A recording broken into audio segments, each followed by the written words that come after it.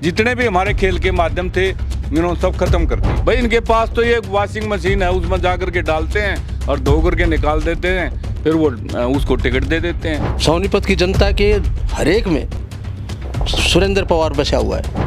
हरियाणा का तो जी 100% का 100% नुकसान हो रहा है जी। कोई लाभ नहीं ना जी, कोई लाभ नहीं है। इनकी जो पॉलिसियाँ देखी इन्होंने यहाँ हरियाणा को क्या पूरे देश को जो है ना तबाह करके रख दिया। अब की बार तो साफ नहीं साफ करने वाले इनको दो। ये मतलब वैसे सरकार नहीं है, भारतीय झूठा पार्टी है ये। 4 PM न्यूज नेटवर्क में आप सभी का स्वागत है। मैं हूं क्षितिज कांत। हरियाणा में आप लगातार देख रहे हैं कि भाजपा माहौल बनाने की कोशिश तो कर रही है, लेकिन ग्राउंड स्तर पर पब्लिक खुल करके अब बोलने लगी है। पिछले 10 साल में आपने देखा 2 बार मुख्यमंत्री बदलते हैं, पहले खट्टर फिर नायब सिंह सैनी, लेकिन जो बातें पिछले 10 साल में की है वो कहीं ना कहीं ग्राउंड स्तर पर दिखाई नहीं देती है। आप देख रहे प्रधानमंत्री नरेंद्र मोदी का मैदान में उतरना कहीं ना कहीं ये दर्शाता है भूपेंद्र हुड्डा का कद बढ़ गया है। ये पब्लिक बोल रही है। आम किसानों से बात होती है तो किसान बोलते हैं प्रधानमंत्री नरेंद्र मोदी का आना कहीं ना कहीं ये दर्शाता है कि भूपेंद्र हुड्डा का कद अब बढ़ चुका है। वाराणसी की भी बात होती है, जहां पर 10 लाख से जीत का दावा कर रहे थे, वहां से 1.5 लाख से प्रधानमंत्री मोदी जीतते हैं। यहां पर अमित शाह तक उतरते हैं मैदान में, ओबीसी वोट बैंक को साधने की कोशिश करते हैं, लेकिन भारी रोष है पब्लिक में। हरियाणा मांगे हिसाब यात्रा दीपेंद्र सिंह हुड्डा निकालते हैं और उसमें तमाम सवाल पूछते हैं जिसको अभी तक के भाजपा सरकार के द्वारा कोई भी जवाब नहीं दिया जाता है। लगभग एक बचा है। चुनाव में पब्लिक क्या कुछ सोचती है ये जानने के लिए निकले हैं और मौजूदगी हमारी इस समय सोनीपत विधानसभा में है। सोनीपत की जनता क्या कुछ सोचती है, क्या वाकई में इस बार बदलाव के मूड में है पब्लिक, या तीसरी बार जिस तरीके से दावा कर रही है भाजपा तीसरी बार सरकार बनने वाली है, क्या कुछ होने वाला है। बात करेंगे और चर्चा करेंगे और समझेंगे कि मर्म क्या है और किन मुद्दों पर इस बार वोटिंग होने जा रही। ताऊ, नाम क्या हुआ आपका? जयवीर सिंह राठी जी। जयवीर जी, किधर रहते हैं आप? मैं जैन बाग कॉलोनी में रहता हूँ। इधर ही सोनीपत में? सोनीपत में। इस बार सोनीपत की पब्लिक क्या सोच रही है?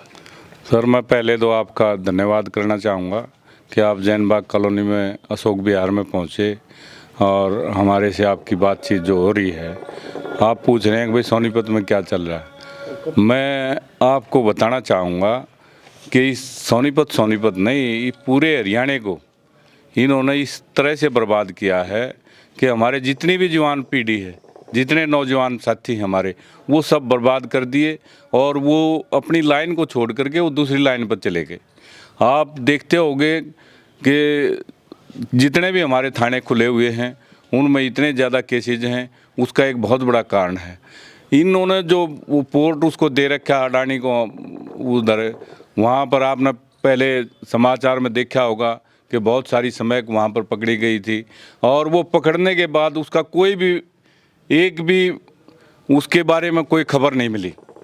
वो सारी यहाँ हरियाणा में सप्लाई हो रही है और घर घर में जा कर के सप्लाई करवाते हैं बीजेपी वाले।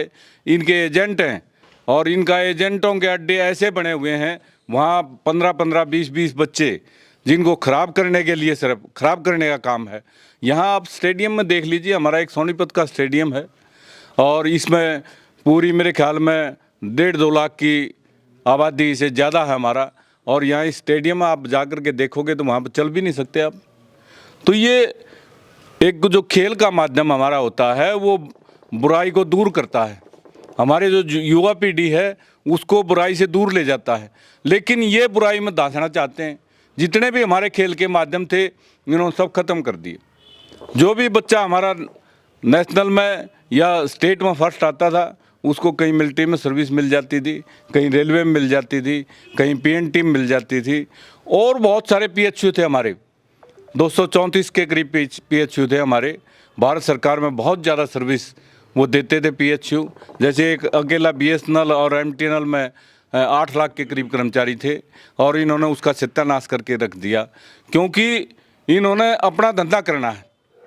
जो सेप्टेम की कांग्रेस को जो इन्होंने बदनाम किया कि 76,000 का करोड़ का घोटाला, 76,000 करोड़ का घोटाला, रोजाना झूठ बोलते रहे। और आज भी उसमें कोई भी नेता को सजा नहीं हुई, सारे पाक साफ निकल गए उसमें से। तो इनकी जो झूठ बोलने की आदत है, अगर एक बार झूठ बोल करके आदमी को बदनाम करो, तो वो समय था लोगों को ये लगा अगर भाई 76,000 करोड़ के घोटाले करके कांग्रेस वाले, तो उनको ऐसा जचा अगर भाई वाक्य में ये तो चोर पार्टी है। लेकिन साथियों, ज्यों ज्यों समय बदलता गया, ज्यों ज्यों इनका राज देखा लोगों ने, वो सारी पोल खुलती चली गई और वो कोर्ट से सारे पाक साफ हो गए, चीजें साफ हो गई। बिल्कुल सारा साफ हो गया। अभी आपने देखा होगा सोनीपत का एमएलए 60 दिन इन्होंने जेल के अंदर बंद रखा, 58 दिन। वो बेल होने के बाद भी 2 दिन अंदर रहा, तो पूरी 60 दिन की गिनती होती है उसमें। क्योंकि जब कोर्ट ने उसको बेल दे दी, उसके बाद भी उन्होंने कहा कि भाई इसको पूरा पढ़ करके, इसका पूरा हवाला देख करके जब आपने इसको बाहर निकालना है। क्या देखना था उसमें? कोर्ट ने बेल दे दी था, अगले दिन शाम को छोड़ देना चाहिए था। उसके बाद भी 2 दिन अंदर रखा और इतनी प्रताड़ना की। ये यहाँ के जो लोगों का बहुत हमदर्द है, वो इस प्रकार का व्यवहार है उस हमारे एमएलए साहब का कि जहाँ पर भी कोई भी गरीब आदमी चला जाता है, उसकी लड़की की शादी है तो उसका इंतजाम करवा देता है। कोई गरीब आदमी चला जाता है इलाज के लिए, उसका इलाज करवा देता है। कोई गरीब आदमी और मदद के लिए जाता है, उसका इलाज करवा देता है। तो ये दूसरा जो हमारे चोर बैठा हुआ है, ये जो हमारा पहले कांग्रेस ने बनाया और कांग्रेस से भाग करके अब वो बीजेपी की टिकट ले ली।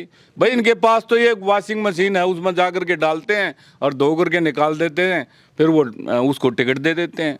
जैसे आपने देखा होगा कि ये नवीन जिंदल को ऐसे ही इन्होंने वहाँ से टिकट दे करके पहले कह रहे थे कोयला घोटाला इसका बहुत बड़ा घोटाला है, और फिर जब उनके पास चला गया तो वो घोटाले साफ हो गए।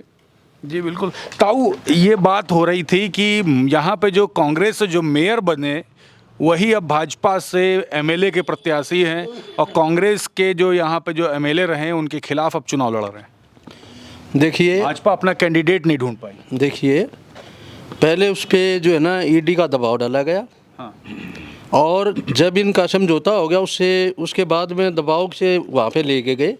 वो पैसे वाली पार्टी है, उससे धन और बल का उपयोग करके ये सोचते हैं कि यहाँ से जीत जाएंगे, लेकिन ऐसा नहीं है। हर दिल में, सोनीपत की जनता के हर एक में सुरेंद्र पवार बसा हुआ है और बहुत ज़्यादा मार्जिन से सुरेंद्र पवार जीतेंगे, ये ऐसा हमारा पक्का मतलब यकीन है। अच्छा, राहुल गांधी के आने से क्या इफेक्ट पड़ा है आसपास की सीटों पर या सोनीपत की अगर बात करें तो? राहुल गांधी हमारे नेता हैं, उनके आने से बहुत ज़्यादा फर्क पड़ा है। और यहाँ सोनीपत ज़िले की 6 सीटें जो है वो कांग्रेस को जाएंगी। अच्छा, दूसरी तरफ बात करें, प्रधानमंत्री नरेंद्र मोदी भी उतरते हैं मैदान में, बड़ी रैलियां करते हैं। कुरुक्षेत्र भी आए थे, किसानों ने बोला कि कुरुक्षेत्र आ सकते हैं लेकिन शंभू बॉर्डर तक नहीं आए, अगर आते तो सारा जितना मनमुटाव था वो भी दूर हो जाता। प्रधानमंत्री मोदी नहीं गए, तो प्रधानमंत्री मोदी के उतरने से क्या कुछ देखा आपने? तो राहुल गांधी का बता दिया। देखिए, माननीय जो प्रधानमंत्री जी हैं, वो उन्होंने मतलब जो है किसानों के प्रति उनकी कोई संवेदना नहीं है। 750 जो है किसान जो है ना शहीद हुए, लेकिन एक बार भी उन्होंने 5 मिनट 2 मिनट या कोई भी उसके बारे में नहीं कहा, और मात्र आके ये बोल दिया कि मेरे से कुछ गलती हुई है, मैं समझा नहीं सका, और वो काले कानून जो है वो वापस से मजबूरी में लेने पड़े।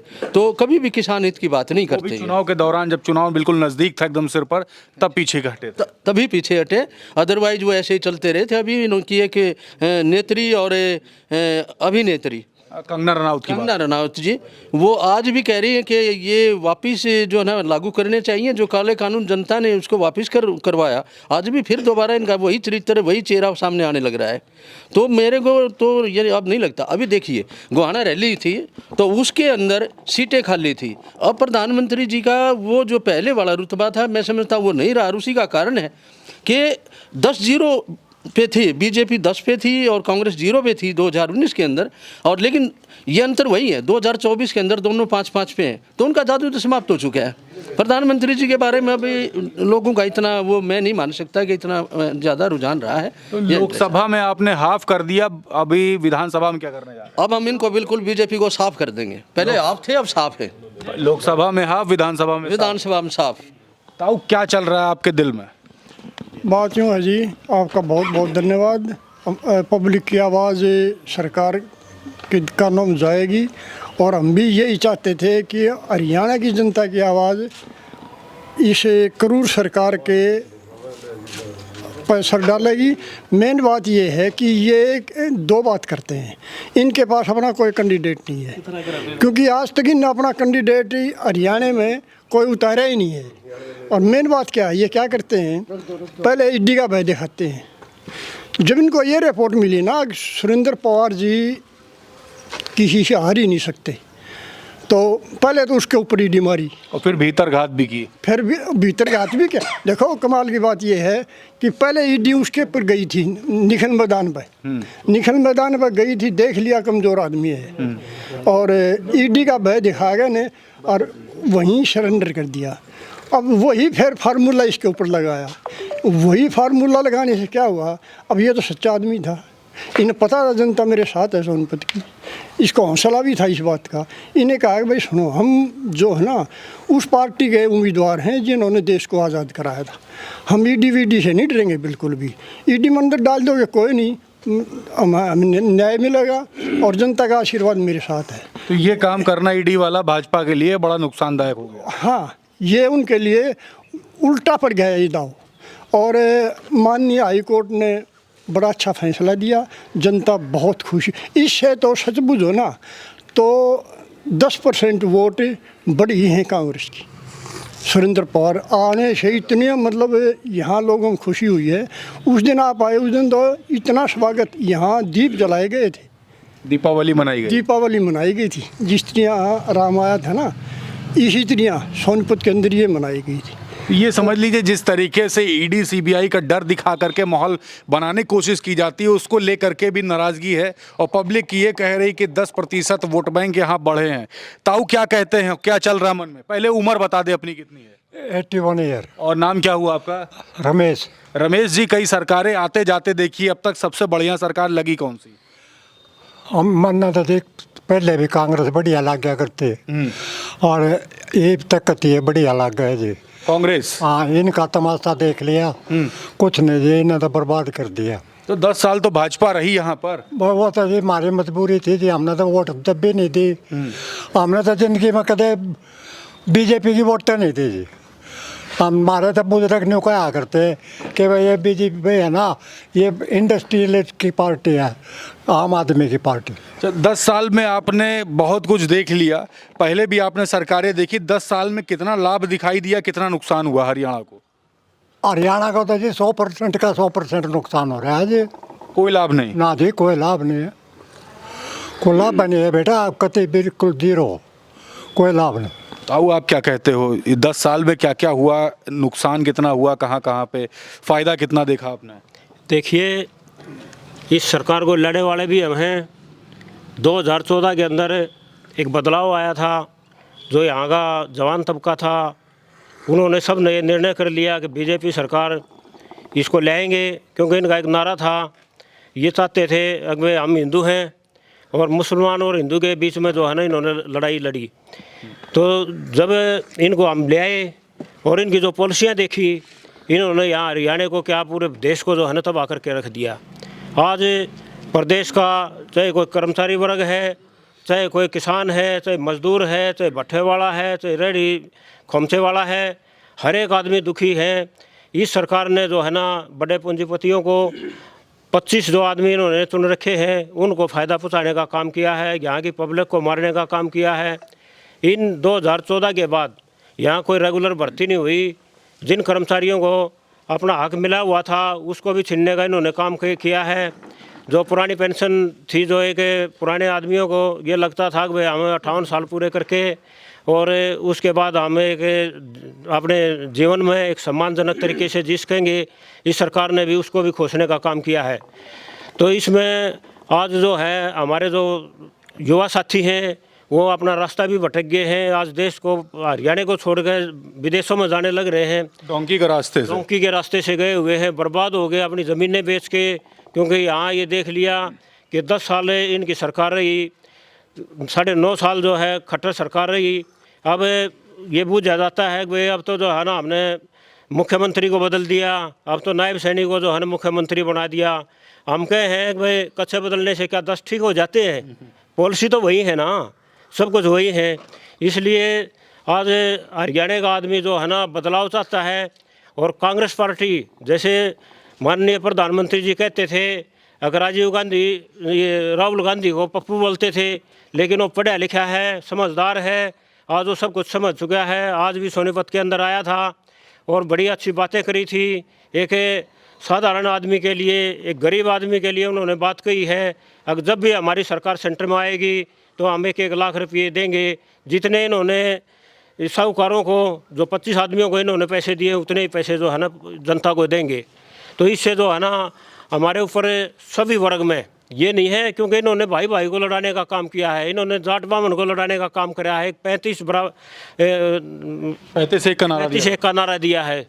आज ये बात करते हैं कि हमें यहाँ के जनता के लिए है, लेकिन जनता ने देख लिया इनके काम को, बिल्कुल नकार दिया है, बिल्कुल दुखी हैं सब। अब की बार इनका पता साफ कर देंगे। विकल्प ताऊ क्या देखते हैं भाजपा सरकार? पहले तो मैं आपका ये 4PM आपका जो चैनल है, इसको जितने आपके श्रोतागण हैं, जितने दर्शक हैं आपके, उनको बहुत बहुत अभिनंदन करता हूँ, उनका वंदन करता हूँ। लेकिन आज सवाल इस चीज़ का नहीं है, सरकारें तो बनती रहती है, गिरती रहती हैं। पूरे वायदे कोई सरकार पूरे नहीं करती कभी भी, क्योंकि 2-4 वायदे हो जाए वो भी बहुत बड़ी है। लेकिन आज तो स्थिति है, लोकतंत्र और प्रजातंत्र ही खतरे में है। उसके जीते जाते उदाहरण आपने यहाँ सोनीपत में देखा होगा आपको। अब एक बताओ, ये सुरेंद्र पवार जितने लोकप्रिय विधायक और जनप्रिय विधायक हैं, जो सबके दुख सुख में शोषित और वंचित वर्ग के साथ हमेशा खड़े रहते हैं, इनकी लोकप्रियता इन्हें पता था बीजेपी को, ये इसी के साथ नहीं सभी के साथ करते हैं ऐसा। इन्होंने क्या किया, ईडी लगाई, इतने दिन ये जेल में रहे वहाँ पे। ये ना उस कंपनी के डायरेक्टर हैं, ना उस कंपनी के मालिक थे, ये खाली शेयर होल्डर थे। वो शेयर होल्डर तो 1.5 करोड़, 2 करोड़, लाख, 2 लाख के पता नहीं कितने होते हैं। या फिर तो सब कोई बंद कर देना चाहिए था ईडी ने। लेकिन ये बड़े मतलब वहाँ जो यूनिवर्सिटी है इनकी, वहाँ नागपुर के अंदर, वहाँ से झूठ लूट और आपस में नफरत की, वहाँ से PhD देते हैं। मतलब टारगेट किया जाता है, एक तरीके से टारगेट किया जाता है विपक्ष को, जो भी खिलाफ बोलता है सरकार के खिलाफ, उसके ईडी या CBI जो अपने जो संवैधानिक पद हैं, जो संवैधानिक संस्थाएं हैं, उनको मतलब उनके पीछे लगा गए और टॉर्चर किया जाता है ताकि हमारी साइड में आ जाए। आपने देखा होगा महाराष्ट्र में अजीत पवार का सीधा ज़्यादा उदाहरण है। पहले आपकी क्या करेंगे, आपकी हिसाब ले रहे का घोटाले में उसको ये कह रहे थे PM मोदी मैं इनको जेल में डालूंगा, लेकिन जेल में डालना दूर, अगले दिन मुख्यमंत्री बना दिया उनको। ऐसे ऐसे कई उदाहरण हैं। तो आपकी हिसाब लेने वाले हैं? अब की बार तो हिसाब नहीं साफ करने वाले हैं इनको तो हम। अब की बार हिसाब नहीं साफ करने वाले हैं। पीछे ताऊ बैठे हुए, इनसे भी सवाल लेंगे और समझेंगे क्या क्या चल रहा है हरियाणा में। सोनीपत में ताऊ क्या सोच रहे हैं इस बार? अब तो बिल्कुल नज़दीक है, 1 हफ्ते से भी कम का समय है। भाई सोनीपत में तो ये सोच रहे हैं, अब जो बीजेपी सरकार है ये मतलब वैसे सरकार नहीं है, भारतीय झूठा पार्टी है ये। इसने भारत को खाली एक झूठ बोलना तो सिखाया, बस झूठ बोलने की ट्रेनिंग दी है। क्योंकि जो हमारे नेता हैं वो जब एक चीज़ कहते हैं, झूठ बोलो, बार बार बोलो और हमेशा बोलो है। तो इसलिए इस सरकार से यानी हर वर्ग इतना परेशान हो गया है कि इस सरकार को जो है ना, एक ही है भाई इसको साफ कर दो। इसने मतलब कि कोई भी किसान, पहलवान, कर्मचारी, मजदूर, आंगनबाड़ी, इन्होंने खाली लठ मारने के सिवाय कोई काम नहीं किया है। तो ये पूरा मतलब कि हरियाणा की जनता ये अपना मूड बना चुकी है कि इनको साफ करो। कितनी मार्जिन देख रहे हैं इस बार जहाँ सोनीपत में? हम तो कम से पूरे हरियाणा की यहाँ कम से कम 50,000 की लीड है। 50,000 की लीड कम से कम। ताऊ आप क्या कहते हो? क्या पूछोगे? मैं ये कह रहा हूँ कि यहाँ पे अब तो सोनीपत में आ चुके हैं, पूरे हरियाणा में पब्लिक तमाम बड़े बड़े मुद्दों पे बात कर रही। कोर मुद्दे क्या हैं जिस पर इस बार वोट डालोगे? मेरे को मुद्दा पता नहीं जी।